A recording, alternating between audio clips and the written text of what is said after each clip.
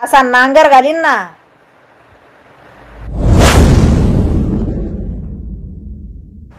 नमस्कार, जय जिजाऊ, जय शिवराय, जय भीम, जय ज्योती जय क्रांती. मी आपलीच संगीताताई वानखेडे आणि या बोलू जरा. 2 दिवस झाले मी लाईव्हला नाहीये. बऱ्याच कमेंट येत आहेत, काही काय झालं नाही पण तुम्ही लाईव्ह नाहीये. तर जे घडलंय ना त्या डॉक्टर ताईसोबत फार विदारक आहे ते, आणि मन अगदी सुन्न झालेलं आहे की आम्ही महिला कुठंच सुरक्षित नाही. आम्ही स्त्री जातीत जन्म घेऊन चूक केली का? म्हणजे तिच्यावर ती कुठल्या पदावर आहे, ती कुठल्या जातीची आहे, ती कुठल्या वर्णाची आहे, हे सगळं बघून नाही. ती एक स्त्री जातीत जन्माला आली ना, म्हणून तिच्यावर फार भयंकर आहे हे, फार भयंकर आहे.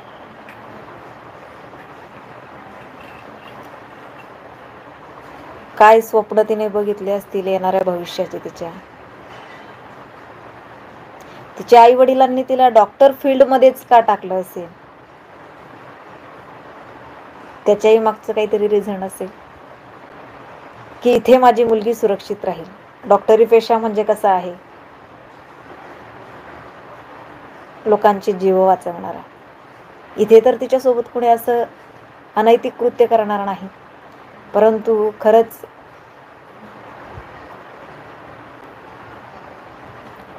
देश हादरून गेला या घटनेने की महिला कुठेच सुरक्षित नाहीये, मुली कुठेच सुरक्षित नाहीये, स्त्री कुठेच सुरक्षित नाहीये.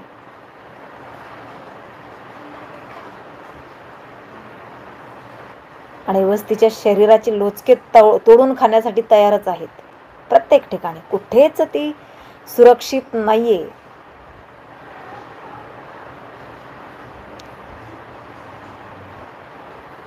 फार चिंता वाटते, काळजी वाटते प्रत्येक लेकीबाईची. काय तिचे हाल केले, तो किती हाल करून मारले तिला. अगदी तिचे 2 पाय 2 साईडला पडलेले. तिची आई सांगते ती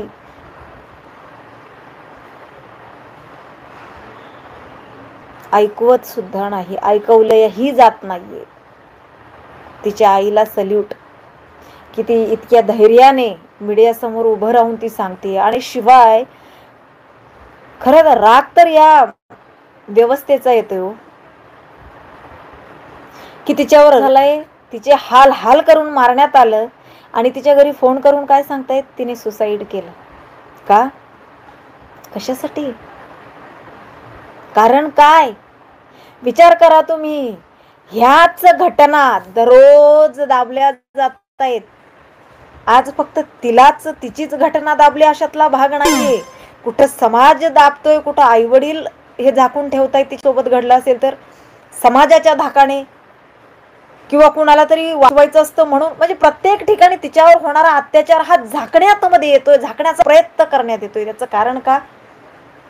काय कारण आहे त्याचं? का ज्याने चूक केली आहे त्याला सजा होत नाहीये का? फार भयंकर परिस्थिती आहे, फार भयंकर परिस्थिती आहे.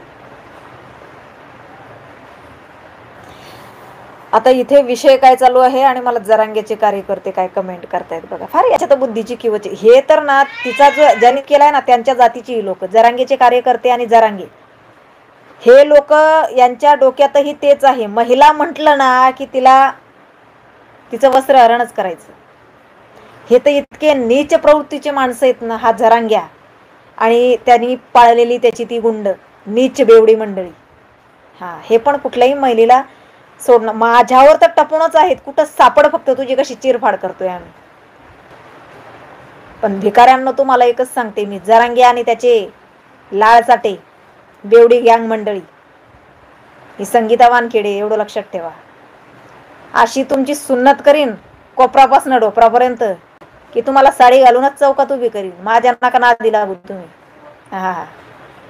शेतकऱ्याची पोरगी. माझ्या बापांनी मला खुरपं चालवायलाही शिकवलेलं आहे, नांगर चालवायलाही शिकवलेलं आहे, विळा विळ्याने कसं कापतात ते शिकवलेलं आहे, कुऱ्हाडीने कसं तोडतात ना तेही मला माहिती आहे. कळलं का? हा, असा नांगर घालीन ना, माझ्या नका नादी लागू तुम्ही. हा, असा पण घालीन.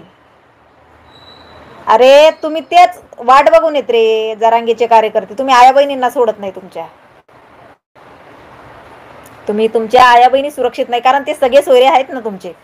तुम्ही त्यांच्या जातीच्या आहेत ना, तुमच्या सगळ्या सोयऱ्यांच्या. तुमच्या सगळ्या सोयरे जे करतायत ना तेच तुम्हाला करायचंय. मावशीच्या पोरीशी लग्न, मामाच्या पार मावशीच्या नातीशी लग्न, नाही का, बहिणीशी लग्न, मावस बहिणीशी लग्न, तुम्ही लोक चुलत बहिणीशी लग्न, हे तुमची जात आहे. हा, ही तुमची जात आहे. जगताप तुझी आई तिथंच बसली होती म्हणून तर तुझी पैदाईच झाली रे. तुझी आई तिथंच बसलेली होती, जगतापची आई. हा, जगतापची आई आहे ना तिथंच बसलेली होती, त्याच्यामुळे जगताप सारखी पैदाईच जन्माला आली. हो, ती टोळी ना, म्हणजे मी 2 दिवस झाले लाईव्हला नाही ना, तरी ते टेन्शन मध्ये आहेत जरांगेची टोळी. तरी पण ते आज एकाचा दुपारी फोन आला मला, काल पण आला होता. मी गाडीवर होते आणि मला तो विचारत होता की कुठे आहेत तुम्ही. म्हटलं का बरं, गाडीवर आहे मी, माझं ब्लूटूथ लावलेलं होतं मी आणि फोन कनेक्ट झाला. म्हटलं का बरं, म्हटलं नाही असंच विचारलंय कुठे. म्हटलं गाडीवर आहे मी. कोण आहेत तुम्ही, ओळखलं नाही का. म्हटलं कोण. त्याने मला नाव सांगितलं, काय काहीतरी मला काहीतरी नाव सांगितलं त्याने मला वेगळंच, आणि काहीतरी नाव सांगितलं बघा त्याने मला, आणि त्याचं नाव माझ्या ह्याच्यात मध्ये रामदादा म्हणून सेव्ह आहे बघा, परंतु त्याचं नाव ते नाहीये. रामदादाही नाही, त्याने जे सांगितलं तेही नाही, त्याचं नाव वेगळंच आहे. तो चोखळा काढत असतो, तो तो पक्का जरांगेचा कार्यकर्ता बघा. हा, असं नाही का तो कुठे काय बघत असतो. मला म्हटलं कुठलं, मी म्हटलं मी गाडीवर आहे दादा, मी घरी गेल्यावर कॉल करते. मला काही कळलंच नाही कोण होतं, कुठल्या मार्गे चालल्या. म्हटला कुठून कुठपर्यंत, म्हणजे काय तर हे शोधत असतात, कुठं सापडती, कुठं गोळ्या झाडायच्या हिला. इतकं जरांगेने आणि शरद पवाराने अशी फिल्डिंग लावून ठेवलेली माझ्यासाठी ना की अरे, एक संगीता वानखेडे मारली ना तुम्ही तर तुम्हाला वाटत असं ना आम्ही जिंकू. अशा हजारो संगीता वानखेडे घराघरात तयार झालेले आहेत, आता येतील बाहेर त्या पण. थांबा जरा.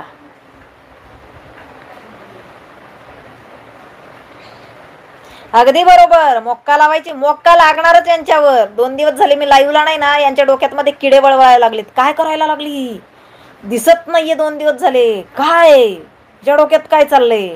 त्यांना माझी अपडेट फार महत्वाची असते बघा. काय करते, हालचाल काय तिची, हालचाल काय चालली हिची. हा, कायच नवीन काय करणार आहे आता, विषय काय घेतला मी. म्हणजे किती भावना शून्य माणसं आहे ती, की मी विषय काय घेतलेला आहे आज. आणि बघा ते आले तिथं भुकायला. मी विषय काय घेतलेला आहे बघा, किती भावनिक विषय, की जो यांच्या जरांगीने त्याच्यावर बोलला सुद्धा नाही एक शब्द.